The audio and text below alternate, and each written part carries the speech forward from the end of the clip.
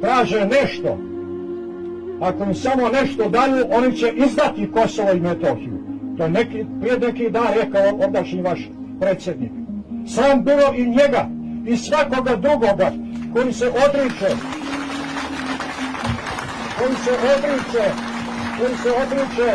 svoga bića, svoga pamćenja, svoje istorije, svojih svetinja.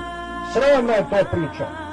I ne smije ta priča da se oni koji se odriču carstva nebeskoga, za koga se opredjelio sveti car Lazar, znajući da je zemaljsko zamaleno carstvo, a nebesko uvijek ide vijeka, koji se klanjaju zemaljskim idolima, koji proglašavaju Kosovski zavjet, koji je novi zavjet koji je ugrađen u biće našega naroda, našu istoriju, koji njega proglašavaju za mitologiju, pa kažu tamo na Kosovu više ništa nema ništa u njihovoj glavi, a na Kosovu ima, ko ste vi ovdje i u Raškoj, nema ništa u njihovoj glavi nema.